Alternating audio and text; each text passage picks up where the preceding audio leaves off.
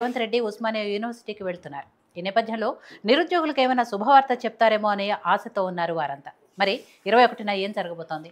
ఇదే ఇవాళ డిబేట్లో మనతో పాటు మాట్లాడడానికి ప్రస్తుతం స్టూడియోలో OU students JAC leader Srikanth గారు, నిరుద్యోగ జేఏసీ నాయకులు ఇందిరానాయక్ గారు, బీఆర్ఎస్ పార్టీ సీనియర్ నాయకులు డాక్టర్ ఎల్చాల దత్తాత్రేయ గారు, తెలంగాణ కాంగ్రెస్ పార్టీ సీనియర్ నాయకులు సతీష్ మాదిగ గారు ఉన్నారు. అందరితో కూడా మాట్లాడదాం. నమస్తే అండి అందరికీ కూడా.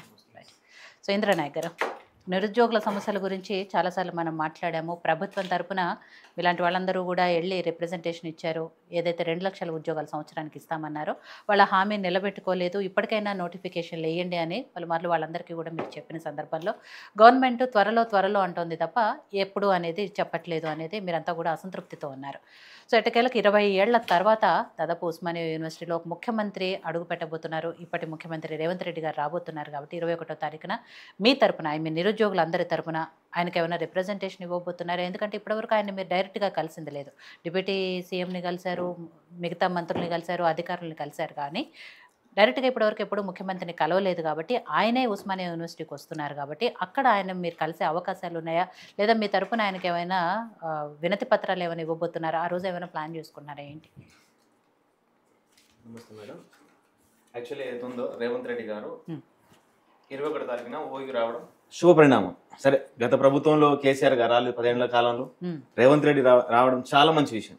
కానీ ఎక్కడైతే సెక్రటేరియట్ నుంచి మీరు వస్తున్నారో ఆ తోవలనే ఆ బాటలోనే అశోక్ నగర్ ఉందనే విషయం గుర్తుపెట్టుకోండి. ఎందుకంటే ఇవాళ కాంగ్రెస్ ప్రభుత్వం గెలవడానికి కారణం నిరుద్యోగులు ఇవాళ నిరుద్యోగులు కాంగ్రెస్ పార్టీకి పట్టం కట్టారు. మేమేం చెప్తున్నాం అంటే ఆ బాటలో వచ్చేటప్పుడు మా కోసం ఒక 2 నిమిషాలు 5 నిమిషాలు అశోక్ నగర్ చిక్కడపల్లి లైబ్రరీ దగ్గరనో లేకపోతే అశోక్ నగర్నో ఆర్టీసీ క్రాస్ రోడ్ లో మాతో ఒక సమావేశం పెట్టి ఆ తర్వాత ఓయికి వెళ్ళండి అని చెప్పి మేము ఏది నిరుద్యోగులు ఉన్నామో మొత్తం యావత్ తెలంగాణలో ఉన్న 33 లక్షల నిరుద్యోగులు కోరుకున్నాం. ఎందుకంటే మేడం ఇవాళ కాంగ్రెస్ గవర్నమెంట్ వచ్చిన తర్వాత ఒక్క నోటిఫికేషన్ కూడా పెద్ద నోటిఫికేషన్ ఒక్క నోటిఫికేషన్ కూడా రాలేదు. వాళ్ళు ఇచ్చిన 11,000 ఉద్యోగాలను మేము 60,000 ఉద్యోగాలు ఇచ్చాం 60,000 ఉద్యోగాలు ఇచ్చామని చెప్పుకుంటున్నారు. నిన్న రాత్రి పొన్నం ప్రభాకర్ గారు కాస్త ఇంకా కొంచెం శ్రీధర్ బాబు గారు 10,000 పెంచి 70,000 అంటే పొన్నం ప్రభాకర్ గారు 40,000 పెంచేసారు. ఏకంగా 40,000 50,000 పెంచేసి 1,00,000 ఉద్యోగాలు ఇచ్చేసామని చెప్పేసి ఇక నేను నైట్ చెప్పడం జరిగింది. ఇవాళ తెలంగాణ రాష్ట్రంలో మేడం ఇవాళ తెలంగాణ రాష్ట్రంలో దాదాపుగా 1,96,000 ఖాళీలు ఉన్నాయి మేడం. 1,96,000 ఖాళీలు ఉన్నాయి.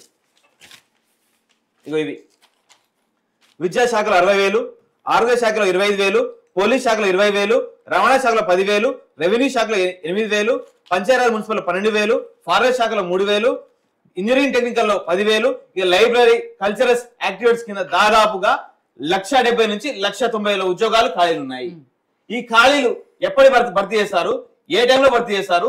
ఒక స్పష్టమైన హామీ ఇచ్చిన తర్వాత మీరు ఓయికి వెళ్ళండి.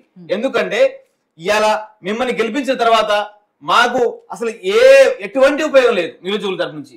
ఎందుకంటే ఎన్నో తరపున మొన్న అద్దెకి దయాగర్ గారు వచ్చారు మా దగ్గరకు వచ్చి 2 రోజుల్లో మీకు స్పష్టమైన హామీ ఇస్తా అని చెప్పారు. ఆ తర్వాత 2 వారాలు అయిపోయింది. సీఎం రేవంత్ రెడ్డి గారితో వాళ్ళ సత్యమణితో వెళ్ళారు, ఫోటో దిగారు, బయట పెట్టారు. మేము దాని గురించి ఏం మాట్లాడతలేము. కానీ నిన్న కూడా చనిగాని దయాకరు అద్దెకి దయాగర్ ఇద్దరు కలిసి డిప్యూటీ సీఎం తో కల్పిస్తా అని చెప్తున్నారు. డిప్యూటీ సీఎం తో కలిసాను. పోయినసారిగో డిప్యూటీ సీఎం ని కలిసాము. ఏం చేశారు మేడం? ఇగో పోయినసారి కూడా డిప్యూటీ సీఎం ని కలిసాము. వాళ్ళు ఒకటే మాట చెప్పారు మాకేమని, ఒక్క నిమిషం ఇగో మేడం డిప్యూటీ సీఎం ని కలిసాము పోయినసారి. ఏం జరిగింది? ఏమైనా ఒరిగిందా? మాకు ఏమైనా ఒరిగిందా? పోయినసారి ఇదే డిప్యూటీ సీఎం గారు గ్రూప్ 2, 3లో పోస్టులు పెంచి ఎగ్జామ్లు పెడతామని చెప్పేసి ఇప్పుడు దాకా కూడా ఒక్క పోస్ట్ కూడా పెంచలేదు. ఎన్ని రోజులైంది మీరు డిప్యూటీ సీఎం? పోయినసారి ఆగస్టులోనే 1 ఇయర్ కావస్తుంది.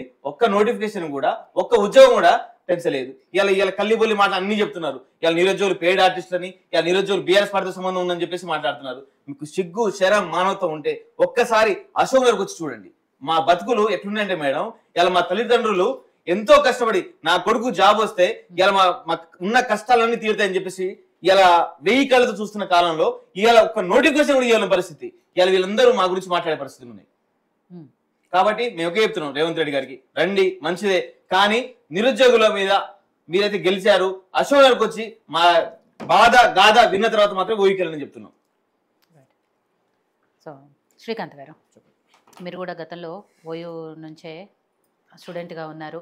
ఓయూలో ఏ సమస్య వచ్చినా నిరుద్యోగుల తరపునో లేకపోతే అక్కడ ఉన్న విద్యార్థుల తరపునో లేకపోతే అక్కడ ఫెసిలిటీస్ సౌకర్యాలు ఏమైనా అందుబాటులో లేనప్పుడు కూడా మీలాంటి వాళ్ళందరూ కూడా పోరాటం చేస్తూనే వస్తున్నారు. ప్రతిసారి మీ గళం వినిపిస్తూనే వస్తున్నారు.